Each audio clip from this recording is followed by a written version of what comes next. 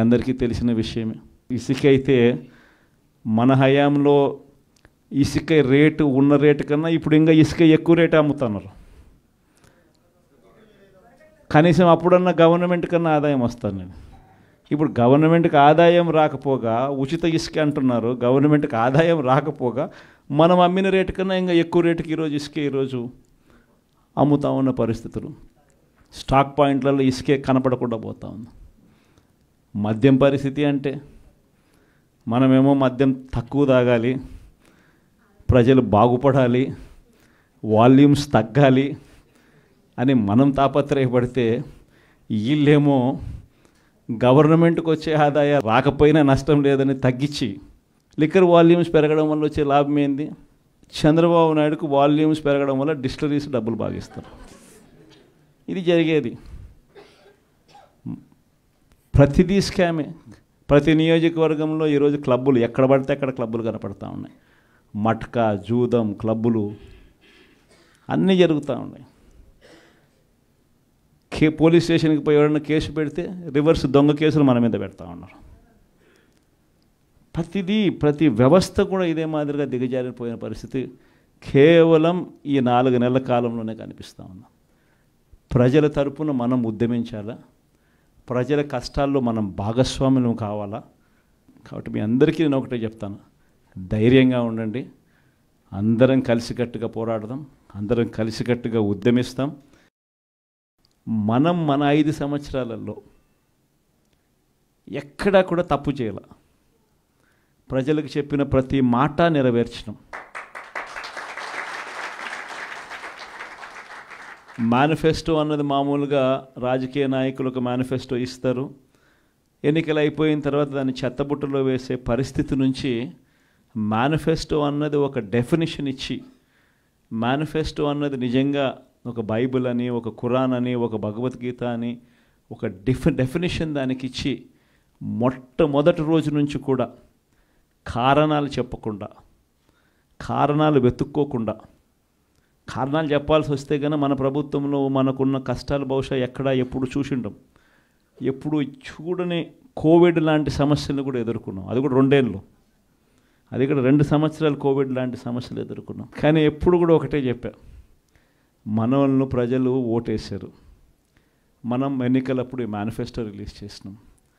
మనం ఇచ్చిన మాట మరో 30 సంవత్సరాల పాటు మన బాటను నిర్దేశిస్తుంది అని చెప్పి. అని ఎప్పుడు కంప్లైంట్ అనేది ఎక్కడ చేయాల. పలానోడు అది చేశాడు, పలానోడు ఇది చేశాడు అని చెప్పి ఎప్పుడు కారణాలు వెతుక్కోలే. పలానా సమస్యలు ఉన్నాయని చెప్పి ఏ పొద్దు కారణం చెప్పాల. ఎప్పుడు కూడా ముఖాన ఎప్పుడు చిక్కటి చిరునవ్వే చూపించాం. ఆ చిక్కటి చిరునవ్వుల మధ్య ప్రజలకు మేనిఫెస్టోలో చెప్పిన ప్రతి హామీని కూడా ఇంతవరకు రాష్ట్ర చరిత్రలో ఎప్పుడు జరగలేదేమో. బడ్జెట్ కన్నా ముందే బడ్జెట్ ప్రవేశపెట్టేటప్పుడే ఒక క్యాలెండర్ రిలీజ్ చేసి, ఆ క్యాలెండర్లో ఇదిగో ఈ నెల ఈ పథకం ఇస్తాం, ఇదిగో ఈ నెల ఈ పథకం ఇస్తాం, ఇదిగో ఈ నెల ఈ పథకం ఇస్తామని చెప్పి పథకాలన్నీ సంవత్సరం పొడుగునా ఏ పథకం ఏ నెలలో ఇస్తామని చెప్పడమే కాకుండా ఆ నెలలో బటన్లు నొక్కి నేరుగా పథకాలు ఇచ్చిన పరిస్థితి బహుశా దేశ చరిత్రలో ఎప్పుడు జరిగింది. అటువంటి పాలన మనం ఇచ్చాం. ఈరోజు చూస్తే చంద్రబాబు నాయుడు బడ్జెట్ కూడా ప్రవేశపెట్టల. మొట్టమొదటిసారి చూస్తూ ఉన్నాం రాష్ట్రంలో, తొలిసారిగా ఎప్పుడూ దేశ చరిత్రలో జరగల, రాష్ట్ర చరిత్రలో ఎప్పుడు చూడల రెగ్యులర్ బడ్జెట్ ప్రవేశపెట్టల ఇంతవరకు రాష్ట్రంలో. ఇప్పటికి కూడా రాష్ట్రంలో only vote on account budget.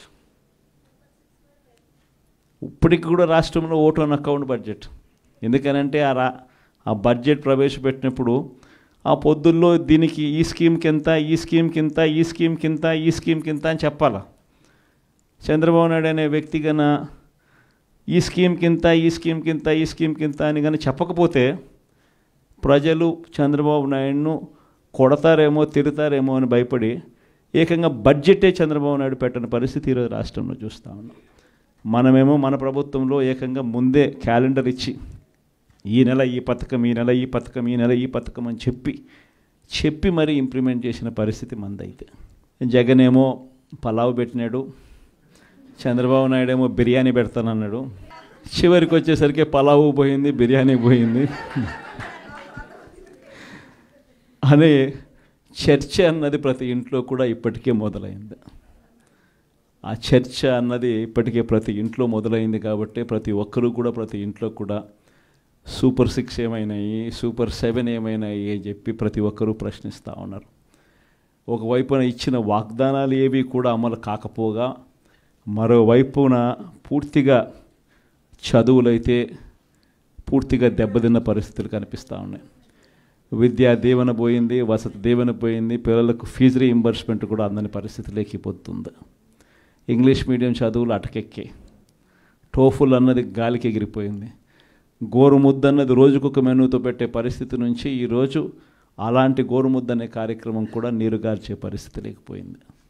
వైద్య రంగం తీసుకున్న అదే పరిస్థితి. ఆరోగ్య ఆసరా అటకెక్కింది. అన్ని వైద్య రంగంలో కూడా అదే మాదిరిగానే జరుగుతూ ఉన్నాయి.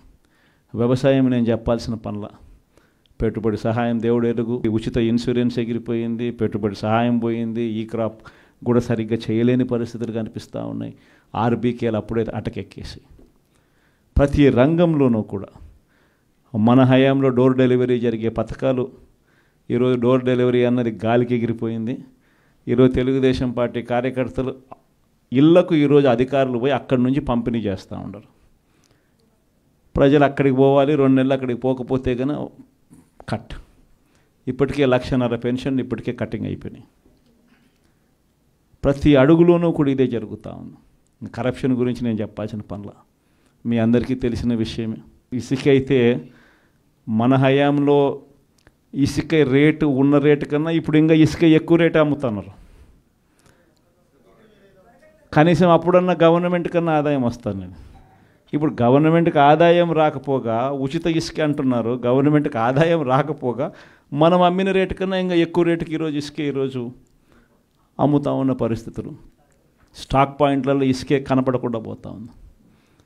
మద్యం పరిస్థితి అంటే మనమేమో మద్యం తక్కువ తాగాలి, ప్రజలు బాగుపడాలి, వాల్యూమ్స్ తగ్గాలి అని మనం తాపత్రయపడితే వీళ్ళేమో గవర్నమెంట్కి వచ్చే ఆదాయం రాకపోయినా నష్టం లేదని తగ్గించి లిక్కర్ వాల్యూమ్స్ పెరగడం వల్ల వచ్చే లాభం ఏంది?